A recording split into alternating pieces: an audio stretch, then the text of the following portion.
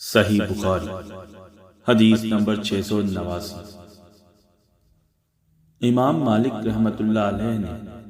ابن شہاب سے خبر دی، انہوں نے انس بن مالک رضی اللہ تعالی عنہ سے کہ رسول اللہ صلی اللہ علیہ وسلم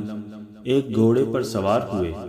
تو آپ صلی اللہ علیہ وسلم اس پر سے گر پڑے، اس سے آپ صلی اللہ علیہ وسلم کے دائیں پہلو پر زخم آئے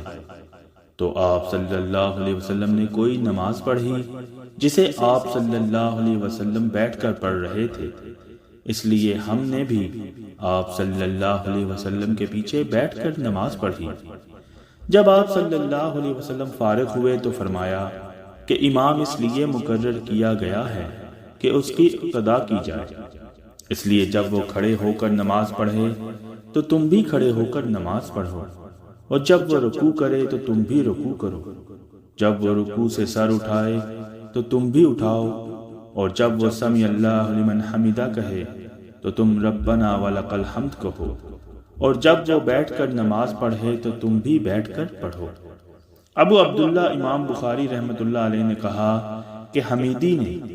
آپ صلی اللہ علیہ وسلم کے اس قول جب امام بیٹھ کر نماز پڑھے تو تم بھی بیٹھ کر پڑھو کے متعلق کہا ہے کہ یہ ابتدا میں آپ صلی اللہ علیہ وسلم کی پرانی بیماری کا واقعہ ہے،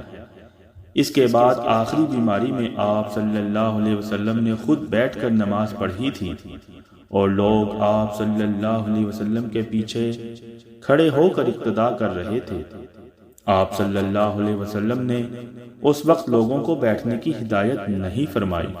اور اصل یہ ہے کہ جو فعل آپ صلی اللہ علیہ وسلم کا آخری ہو اس کو لینا چاہیے، اور پھر جو اس سے آخری ہو